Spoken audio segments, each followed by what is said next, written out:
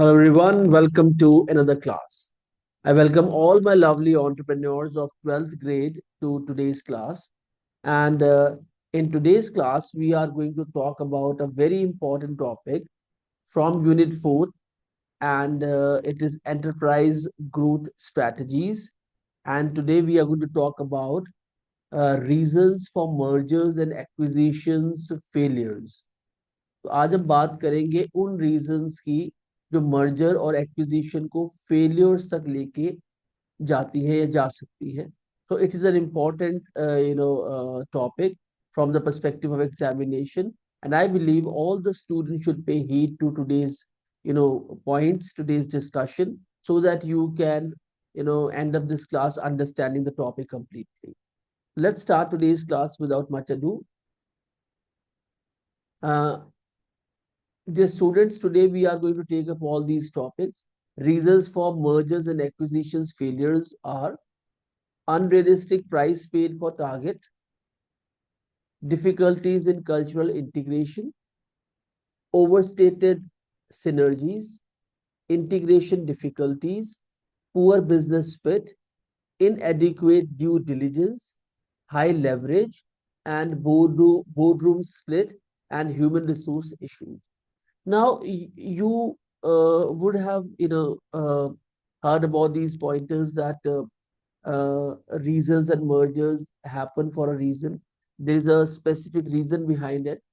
But बच्चों जब है ना आप किसी भी काम में इम्प्रैक्टिकल अप्रोच यूज करते हो, प्रेगमेटिज्म यूज नहीं करते हो, अगर अपने काम को आप केयरलेस और कैजुअल अप्रोच के साथ करते हो, तो यू नो और एक बहुत इंपॉर्टेंट पॉइंट है जहां पर you do not question anything, आप हर चीज पर विश्वास करते चले जाते हो, तब आपका मर्जर्स और एक्विजिशन का फेलियर होने के चांसेस बढ़ जाते हैं. मेरी बात आप याद रखिएगा. In order to grow your business question everything.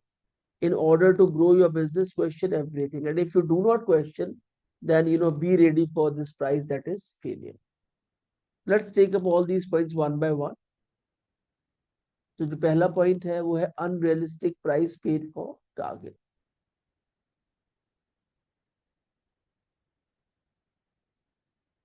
अब आपने किसी कंपनी के साथ मर्ज करना है, एक्वायर करना है, आपको पता होनी चाहिए कि उसकी वैल्यूएशन लगाना चाहिए, मार्केट कॉस्ट उस कंपनी की क्या है. But as I have already told you, if you do not question anything, everything appears to you accurate. तो ये बहुत बड़ा प्रॉब्लम है. पहला है unrealistic price paid for the target that you got merged with or you've acquired. Let's take a point number one. Mergers and acquisitions often fail when an unrealistic price is paid for the target company. जिस company को आप target कर रहे हैं, मर्ज हो रहे हैं जिसके साथ, अगर आपने उस पर अच्छे से रिसर्च नहीं किया है, तो sometime it happens you end up paying unrealistic price you know for that company in order to get merged or in order to get or acquire that company. So this is a beautiful phrase and that you can jot down: unrealistic price paid or unrealistic prices paid.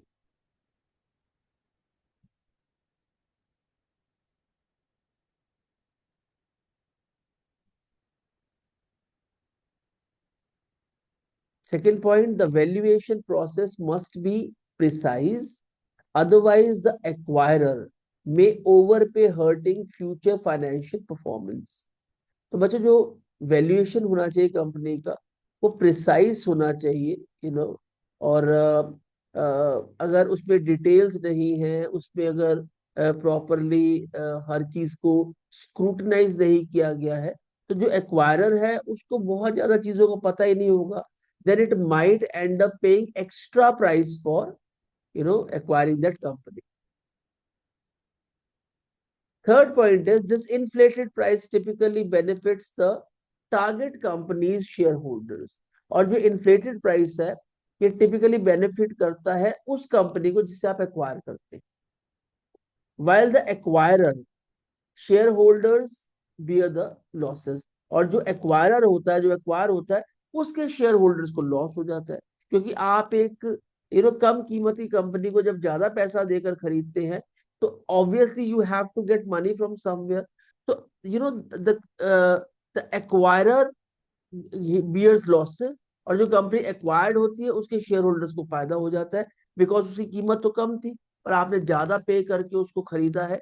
तो कहीं पर जो आपकी research है, आपका analysis है, आपकी scrutiny है, उस पे कहीं पे फॉल्ट है, या उस पे कहीं पर बहुत केयर फ्री अप्रोच के साथ काम किया गया है, which I believe should not be done. Known as the winner's curse, this situation can wipe out any potential gain from the acquisition. और इसको विनर का कर्ज कहा जाता है, जीतने वाले की बददुआ कही जा सकती है. ये सिचुएशन ऐसी है कि जो भी आपके पोटेंशियल गेन्स होने वाले हैं वो नहीं हो पाएंगे in future, because you have already paid too much price for a cheaper company. So which, from the beginning, which is a wrong move that you should have avoided.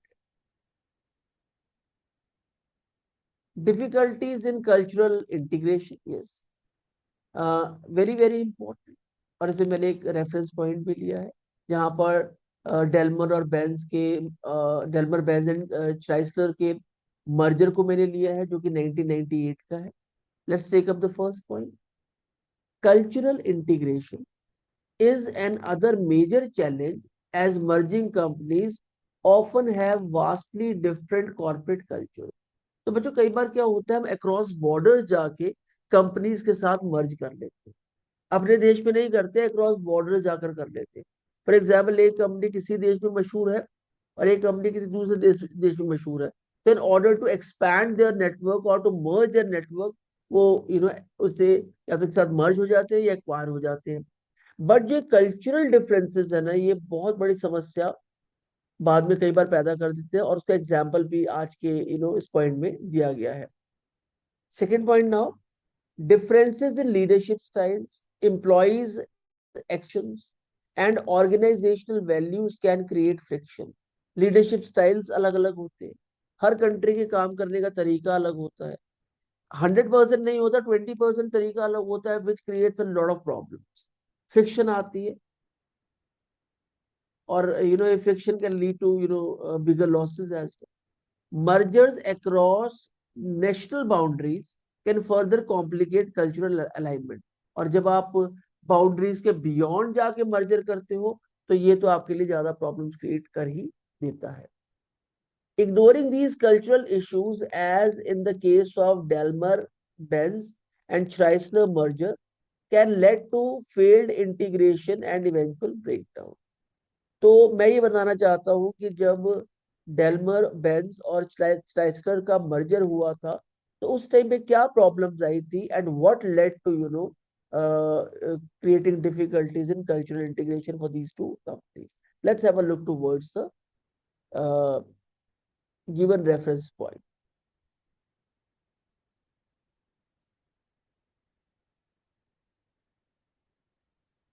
The Daimler-Benz and Chrysler merger, announced in the year 1998, was one of the largest cross-border merger in history.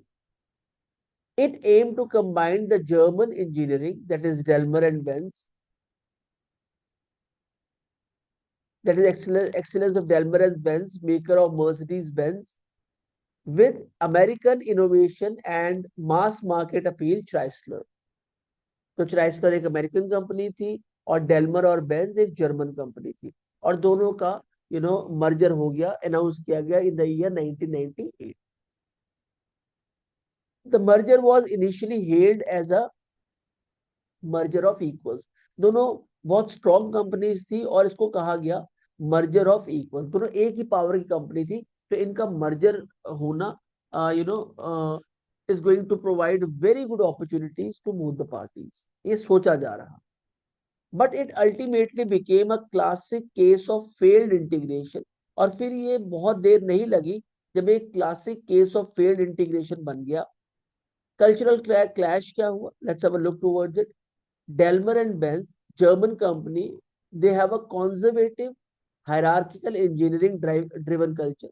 तो वहां पर एक conservative तरीका था काम करने का, और एक हायरार्की को फॉलो किया जाता था।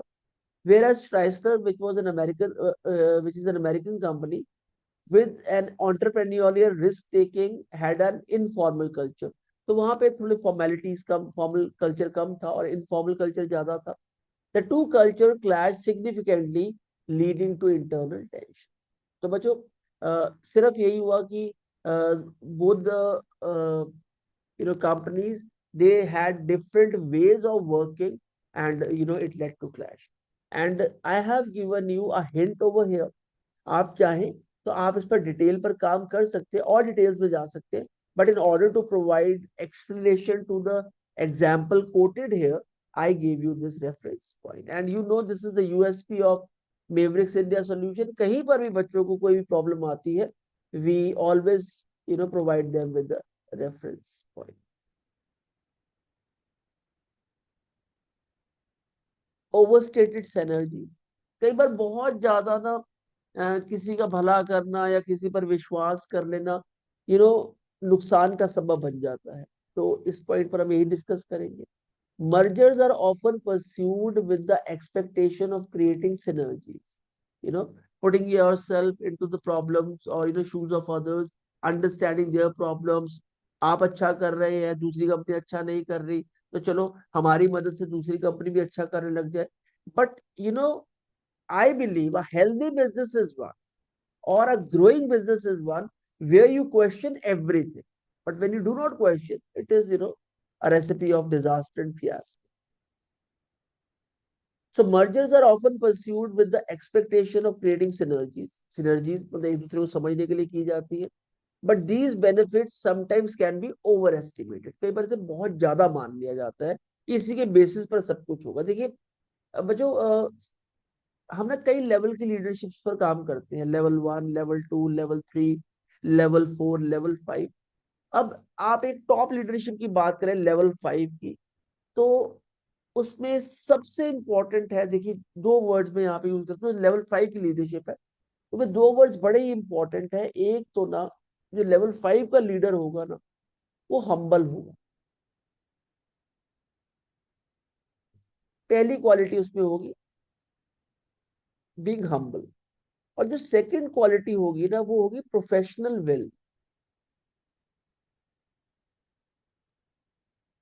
भाई मेरे हम्बल होने का मतलब ये नहीं है कि मैं काम नहीं कर रहा या काम नहीं कराऊंगा या आपको काम नहीं करना. मैं हम्बल हूं, मैं प्यार से बात करता हूँ, मैं आपकी बात को सुनता हूँ, बट दैट डजंट मीन कि वो काम जो आपको दिया गया है वो उस एवज में पूरा नहीं होगा, वो तो करना ही पड़ेगा. बट जब आप किसी चीज को बहुत you know benefit of doubt देना शुरू कर देते हैं कि शायद इसी वजह से सारे काम हो रहे हैं, तो that is where you should cross check yourself every time. Second point, companies look to achieve revenue growth, cost reductions, and operational efficiency through synergies.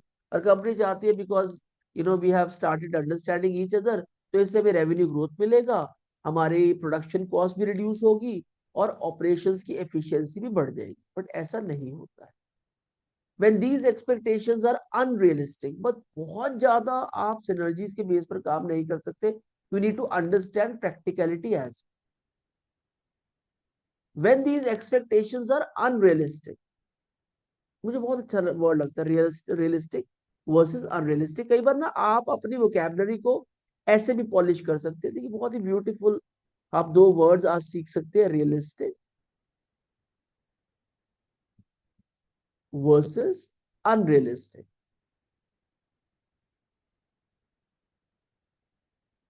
जो सच है वो आप मान के चलिए, बट अपनी तरफ से एड ऑन झूठ मत बोल दीजिए कि वो वैसा ही होगा, वो वैसे ही करते होंगे, तो ये नहीं. When these expectations are unrealistic, the merger can fall short, leading to financial disappointment. तो आपको फाइनेंशियल लॉसेस होने शुरू हो जाए. और मेरी बात आप याद रखिएगा बच्चों, सारी जिंदगी आपने नहीं भूलनी है. और मैं आपको इसलिए बार बार ये कहता हूँ कि आपने नहीं भूलनी, क्योंकि आप इस पॉइंट को ऐड कर सकते हैं कहीं पर भी, अगर आपको अनरियलिस्टिक अप्रोचेस का पॉइंट को उठाना पड़े. देखिए किसी भी काम में ना, कभी किसी भी काम में एक वर्ड है झूठ. हिंदी में से झूठ कहते हैं और इंग्लिश में कहते हैं लाई. अब अगर आप किसी भी काम में झूठ का सहारा ले रहे हैं, इसे लैक ऑफ अवेयरनेस भी कह सकते हैं, लैक ऑफ क्वेश्चनिंग एबिलिटी भी कह सकते हैं, या टू मच इमोशनल नेल्टिंग भी कह सकते हैं, तो आपको नुकसान होना 100%, वो रुक नहीं सकता किसी भी कीमत। Fourth point, overestimating synergies result in missed financial targets and may make the merger unprofitable. और बहुत ज्यादा विश्वास कर लेना किसी पर, बहुत ज्यादा, देखिए, disbelief is not a sin, blind belief is. मेरी बात याद रखिएगा, डिसबिलीफ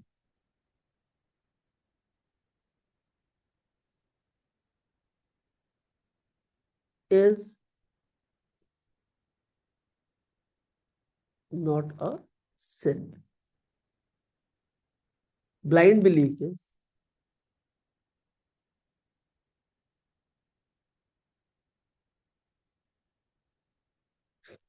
तो अंधा विश्वास नहीं करता।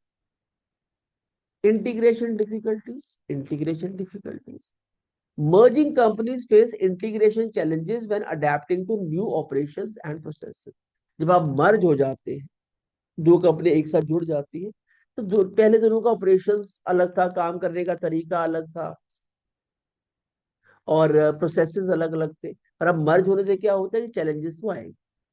These difficulties can arise from inaccurate or insufficient information on integration plans. मैंने आपको बताया ना, अब ये भी बड़े बड़े इंपॉर्टेंट फ्रेजेस हैं। inaccurate और insufficient information, inaccurate और insufficient information, या तो इंफॉर्मेशन में लाइज होंगे, झूठ होंगे, या फिर वो इतनी नहीं होगी कि आप उस पर डिसीजन मेकिंग कर पाए। तो वहां पर ना इंटीग्रेशन को बहुत ज्यादा झटका लगता है। आपने तो अपने जितने भी विश्वास पात्र थे, गट फीलिंग्स थी, रियलिटी चेक्स थे, सब पर काम कर लिया, और बाद में आपको पता लगा आके तो यार ये तो झूठ ही था सब कुछ, या इंफॉर्मेशन इतनी कंप्लीट नहीं थी। Coordinating different system structures and technologies requires careful planning. बच्चों, प्लानिंग देखिए बहुत इंपॉर्टेंट है। आपने डिफरेंट सिस्टम्स को समझना है, स्ट्रक्चर्स को समझना है, टेक्नोलॉजीज को समझना है। तो आप ये कैसे सोच सकते हैं कि आप प्लान नहीं करेंगे, और वो भी केयरफुल, और वो भी मीटिंग्स कर कर।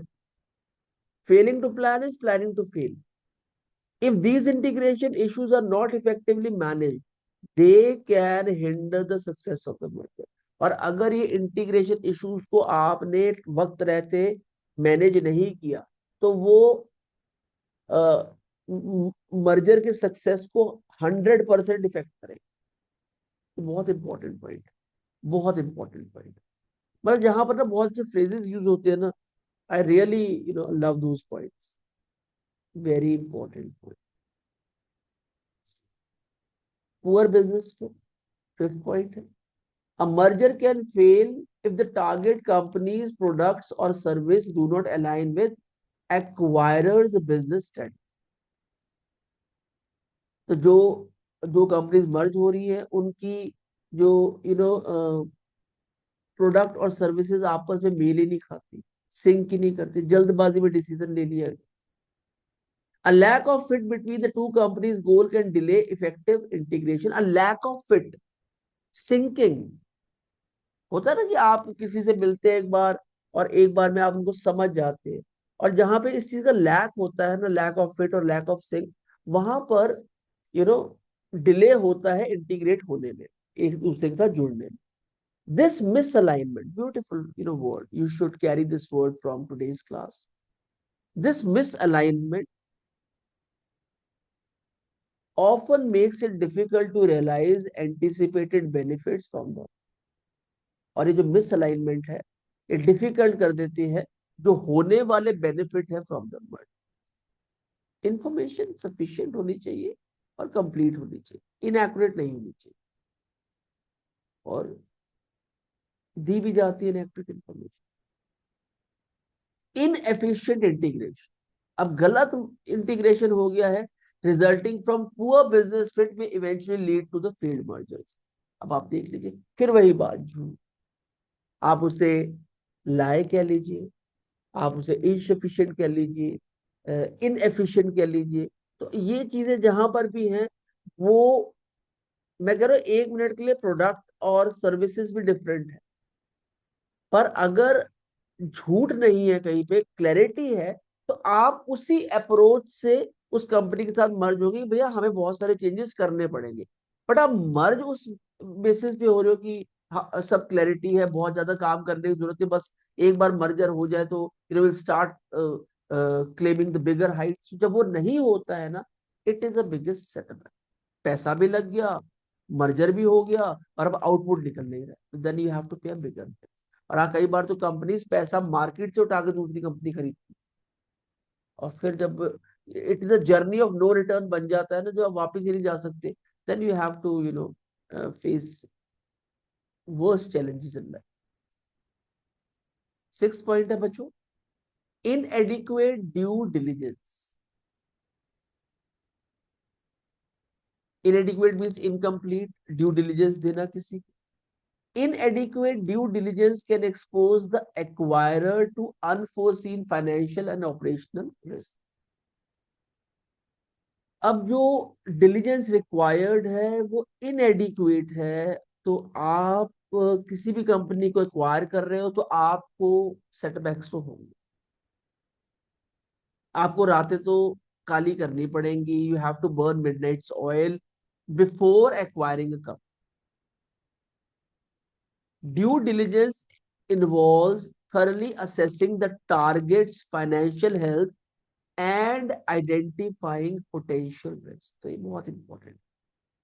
तो ड्यू डिलीजेंस है ना, जो भाई इतनी तो इंटेलिजेंस होनी चाहिए कि आप जिस कंपनी को खरीद रहे हैं उसका फाइनेंशियल हेल्थ और पोटेंशियल रिस्क को पहचान सके। मैं एक एग्जांपल देता हूँ बच्चों, आप देखिए, हमेशा कहा जाता है ना, बड़े बुजुर्ग भी कहते हैं कि गाड़ी ना हमेशा ब्रांड न्यू लेनी चाहिए। अब तो खैर बहुत मार्केट में आ गई है, कोशिश यही करनी चाहिए गाड़ी ब्रांड न्यू हो। क्योंकि ना कई बार क्या होता है कि हमें गाड़ी बहुत अच्छे से पॉलिश करके, टायर्स को बहुत अच्छे से पॉलिश करके, ड्राई क्लीनिंग करा के गाड़ी को ऐसे प्रेजेंट किया जाता है शोरूम से बेटर कंडीशन में होती है, बट जो उसकी इंजन हार्ड क्वालिटी होती है ना, दैट इज नॉट फिट। वो जब 2-3 महीने चलती है उसके बाद में असली कलर दिखाती है। तो ये वो पॉइंट, इतनी इंटेलिजेंस होनी चाहिए कि अभी कोई जानबूझ के बेवकूफ ना बना सके। Are you getting it? तो ये अपने अंदर, बिकॉज आप एंटरप्रेन्योरशिप पढ़ रहे हैं और आप केस स्टडीज पढ़ चुके हैं, तो आप जहां पर भी आपको लगे कि आपको गलत इंफॉर्मेशन दी जा रही है, always question, and always question that party 100 fold, बहुत सारे क्वेश्चन की, ताकि आप you know you can understand what exactly is going on over.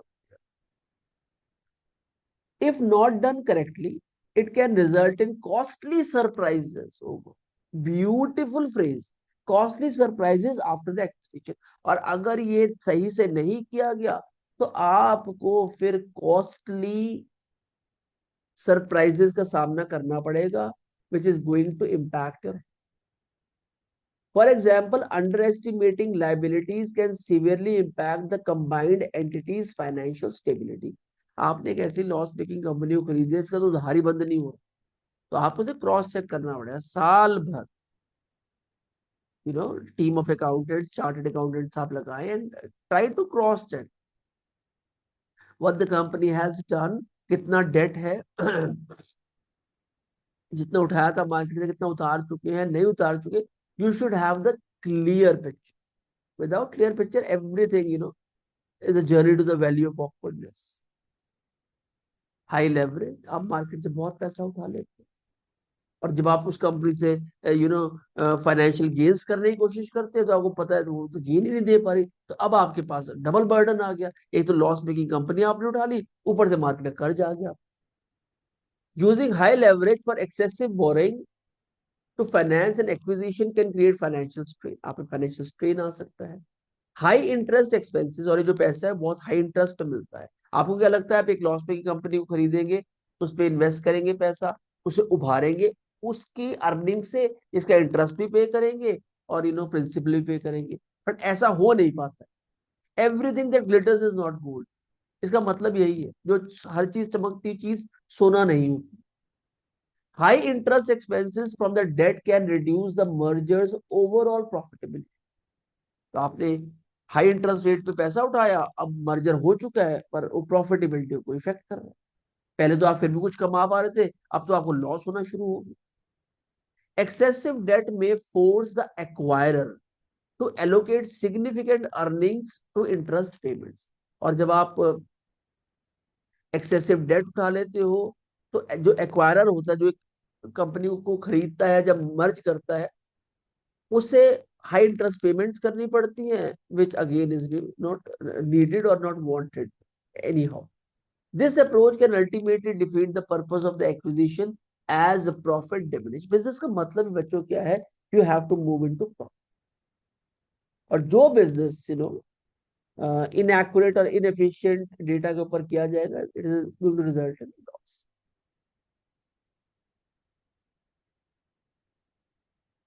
And this is the last point, board room split and human resource issue.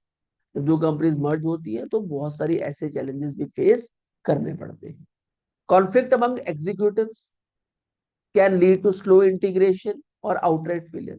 अब भाई दो company के लोग एक साथ बैठ रहे हैं, सीनियर एग्जीक्यूटिव एक साथ बैठ रहे हैं, कोई कुछ कहता है, कोई कुछ कहता है, आपस में तालमेल ही नहीं है, ईगो इश्यूज है, हर्डल्स आ रही है, तो it will result in clash. Personality clashes can be there, और रिजेंटमेंट फ्रॉम प्रीवियस लीडर्स, और डिसलाइकिंग भी हो सकती है प्रीवियस लीडर्स की, ऑफर डिस्टर्ब डिसीजन मेकिंग। तो जो ये टॉप लीडर्स हैं, इनका मेजर पर्पस ही होता है डिसीजन मेकिंग। ये मैनेजर की तरह काम नहीं करते, their purpose is to take a decision, implemented and let the company run on its basis. Additionally, HR issues like job losses and cultural shifts can cause employees resentment, dislike their job. तो job losses होते हैं, कई लोगों को job से निकाल भी दिया जाता है, और कल्चरल शिफ्ट होते हैं, तो एक एम्प्लॉयज को कई एंगल से जॉब को डिसलाइक करने में पुश करते हैं उसकी तरफ। If employees feel insecure, it can lower the morale of the employees, their productivity, and impacting the merger success. और इससे भी जो मर्जर की सक्सेस पर है, वो सवाली निशान बन जाता है। So, these 8 pointers where we have discussed about unrealistic price paid for the target company, difficult in cultural integration, overstated synergies, ज़्यादा विश्वास कर लेना, integration difficulties, poor business fit, inadequate due diligence जो required होती है वो आपके पास नहीं होती, तो it results into problems that gets created because of lack of diligence. High leverage, आप ज्यादा कीमत पर पैसा उठा के कंपनी खरीदते, बट कंपनी इतनी प्रॉफिटेबल निकलती नहीं है। And board room split and human resource issues. तो बच्चों, ये कुछ इश्यूज हैं जो कारण बनते हैं मर्जर्स और एक्विजिशन के failures. So I hope you have understood today's all 8 points. I have thoroughly discussed them with you. I have, given you examples as well, reference points as well in today's class. So do not forget to take up the rigorous practice section. I'll just, मेरे पास बहुत बच्चों ने कहा sir please कुछ छोटा कर लिया कीजिए, तो I am resizing my image. तो ये बच्चों आज के सेशन का सिनॉप्सिस है। ये 10 वर्ड्स हैं with meanings in English and Hindi. ये 10 क्वेश्चन अलॉन्ग विद आंसर्स हैं। ये 10 ऑब्जेक्टिव टाइप क्वेश्चंस हैं